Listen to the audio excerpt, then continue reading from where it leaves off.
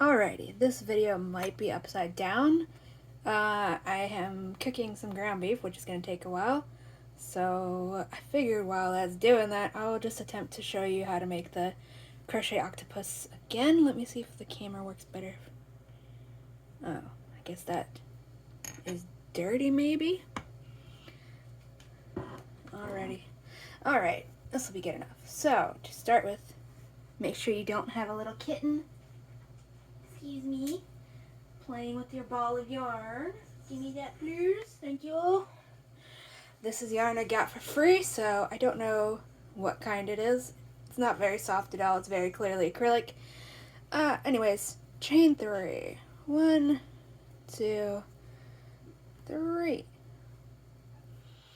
Now take your hook and insert into the first chain, and you'll get a little loop like this. I like to grab that loop, make a slip stitch, and now this, you chain 1 and you will count that as 0. So that is 0, and now you will make 8 single crochets into the chain. So 0, 1,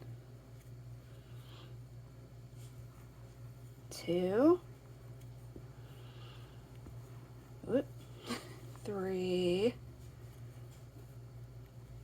4, 5,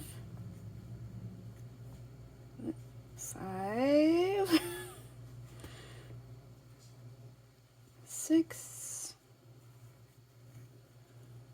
7, come on, 7, and 8. I'm using a size 6 crochet hook. This yarn stretches to really thin. I'm usually making them with Barnett blanket yarn or holding a bunch of strands together. I thought this would not shrink to that much. Anyways, then take your hook. Hello? What was that meow? I'm being greeted. Insert into your first stitch and pull through, and we will call that 1. So make 9 chains. Hold on, I gotta rescue the yarn from this cutie pie. Thank you. That counts as 1. We will make 10 stitches in total, so that's 1, 2, whoop, we're on 2, 3, 4, 5, why are you meowing like that? 6, 7, 8, whoop, 8, 9, 10. Hold on. I think she just wants the food because she can smell it. And now for this part, you just make a single crochet in each of these chains you just made. Hello, little kitty. Turn the temperature up. It's not really bubbling anymore. So just go in each of these and put a single crochet all the way down until you get back to the base. So I keep going. I'm using this yarn for demonstration purposes, kind of because it's so crappy. As you can see, I keep going in between the threads. It's very clearly very old. Alright, hopefully you can hear me over the bubbling of the skillet. And the fridge decided it's going to make a noise at the same time. Yeah, you just use better yarn than this. This usually does not take any effort whatsoever.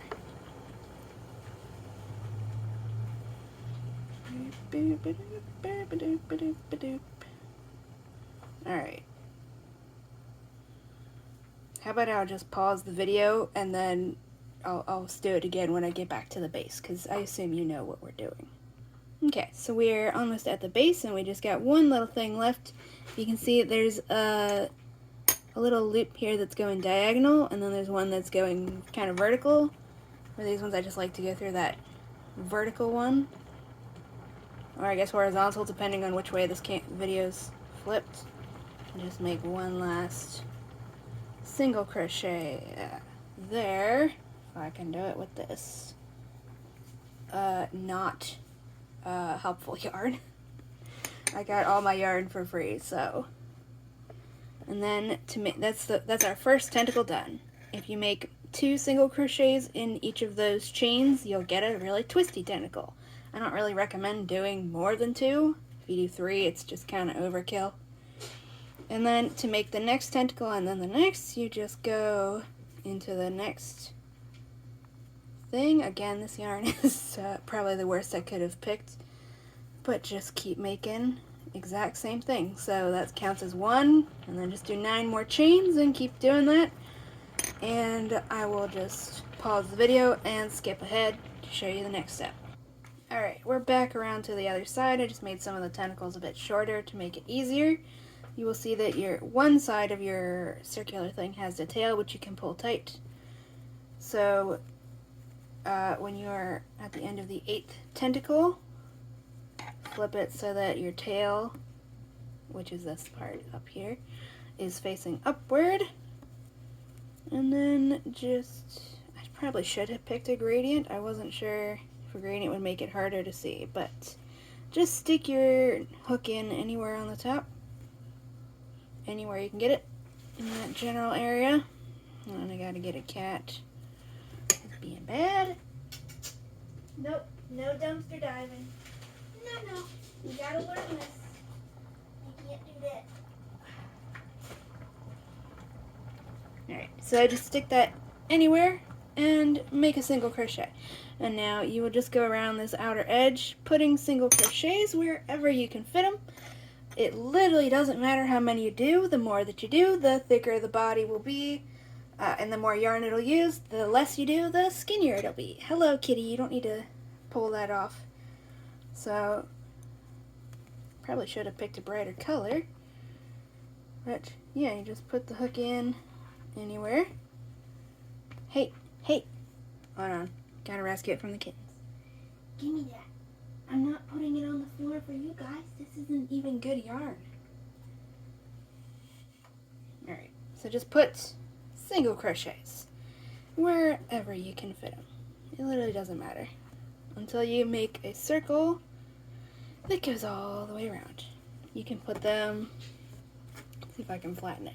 You can put them like in between, like you can go insert the hook here and pull it out over there, or in between, stuff like that.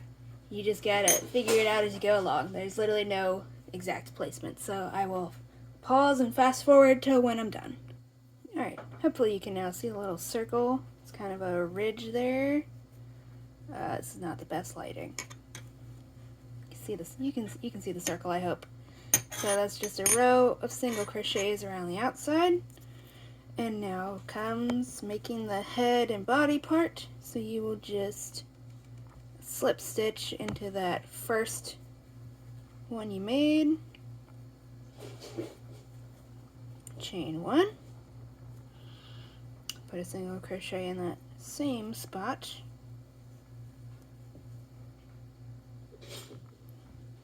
Yarn is not the best. And then just go around that little circle you made. You can tuck the you can kind of squash the tail flat down in it so it's not in your way. And just go through each of those single crochets and do another round of single crochets. That's it. Nothing special. Just one single crochet. One single crochet. One single crochet all the way around, and then you'll just make with the proper yarn for this, which this is not, or at least if I had the proper hook size, I usually do 3 rounds of this, and then I make a row of decreases. So I'll fast forward to when I've completed this round, and then 2 more. Alright, so we've done 3 rows of single crochet. I don't count that first base row, I just make that the base, and then I count these as rows. So this is how tall our little octopus is now. So now you will just chain 1 to start the next row like normal, and then insert your hook. This is called a decrease. Insert your hook, pull through, and then insert your hook into the next one and pull through. Hopefully that was on the screen. And then just pull through all those loops to make a single crochet that is decreasing. You can also just skip a stitch.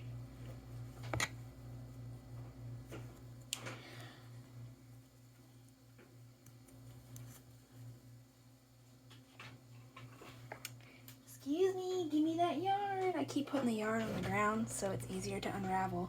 The kittens don't like that. They want to play with it. Alright, so yep. So I'll just make it, I'll just even, it doesn't really matter. So I'll just do, what is the word I'm looking for? I'll just rotate which one I'm doing, just so you can see how they both work. And at this point, when you've got this row of decreases mostly done, this is where I would stuff it, but I'm not going to stuff this one because this yarn is not good and the hook is too big. I was mostly doing that hoping the stitches would be easier to see, so I'm not going to stuff this one at all. It can just be a little decoration instead of a toy. Yeah, just keep going.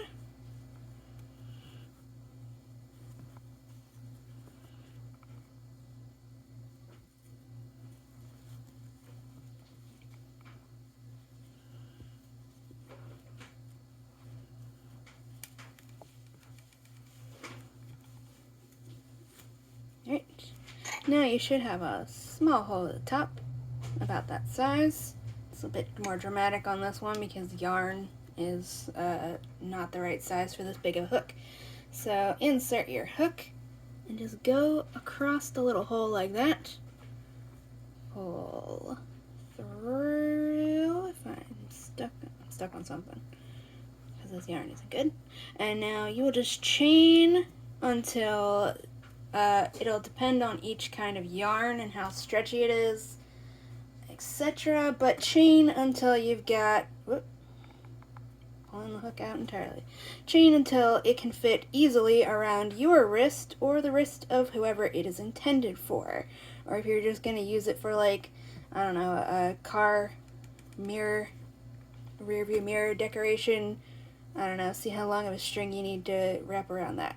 Just chain until it's long enough for whatever purpose you are intending it as a circle. So this yarn is pretty stretchy, so we can go like that. I'll make it a bit longer.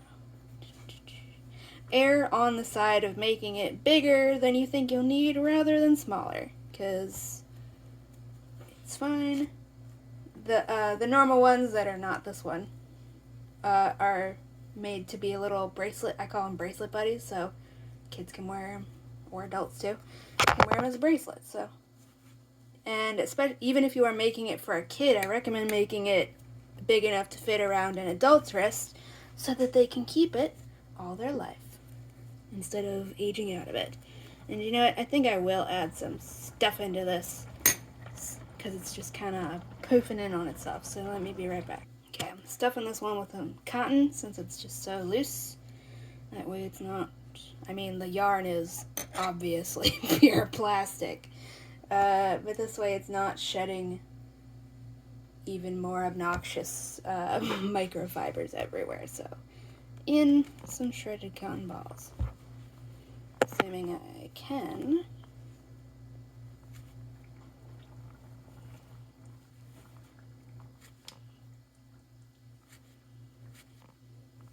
Yeah, there we go. You don't have to watch me do this. Alright, this one's stuffed now. Let me take the loop off this thing again. So, let me test if this loop is big enough for my wrist. If I can pull the yarn so it stops pulling on it.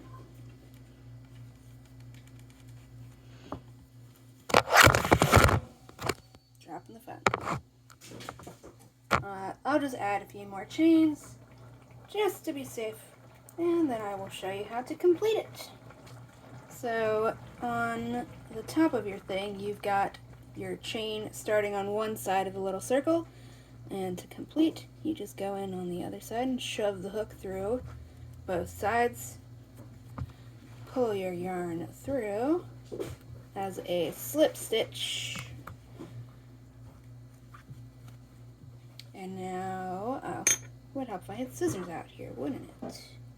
Yes, we do got some scissors. Chop a tail about that long or so, maybe 2 inches. I think each of my finger digits are an inch or 2.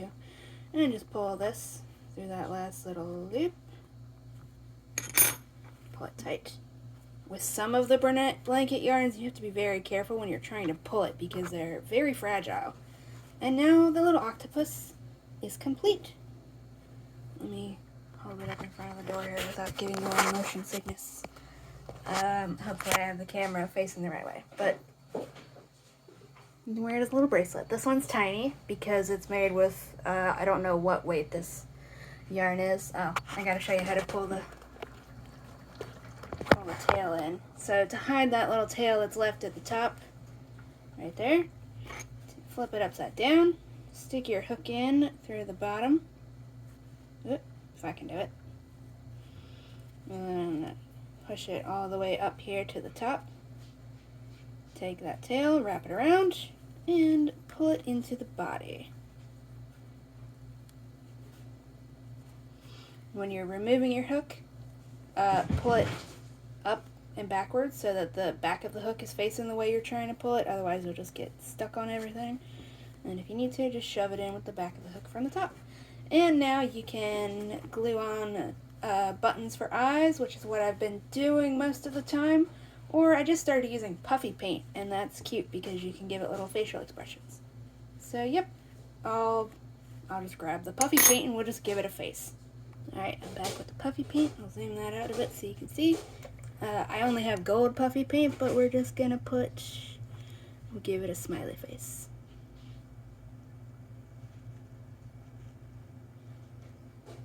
It's kind of a W smiley face. That wasn't on purpose, but we can pretend it is. Just give it cute little eyes. There. And that'll take a while to dry. Let me zoom back in. It'll be solid gold when it's done. It just kind of looks grayish right now, but it'll be solid gold when it's done drying. And yeah. I guess I'll wait to upload this until it's dry, and then I'll add a little shorter video just showing the dried version at the end. Hopefully this was more helpful than the version where the kittens interrupt, like, at all times. Alright. Oh, before I go to the next section of video, in several hours, this pattern was made by me, and you can, and I explicitly encourage you to share it, write it down, teach it to everybody and everybody. You cannot copyright crochet patterns, and even if you could, I wouldn't. This is public domain because that's how all instructions work. So, yeah, share this pattern, write it down. Please feel free to modify it, and if you figure out how to make it even more easy or efficient, please let me know. This is the revised version of the pattern because the first time I actually had a second row of the circular base where I was increasing, and then when making the tentacles there was a slip stitch in between each one, but I realized that was completely unnecessary. So please modify this pattern, share it, upload your own video tutorials. I would love to see what other people are doing with it. Alrighty, bye-bye. At least until I come back to show you the dry version. Okay. Before I forget, here's what the glue looks like, or well, puffy paint looks like when it's dried. So, yep, that's it. Bye-bye.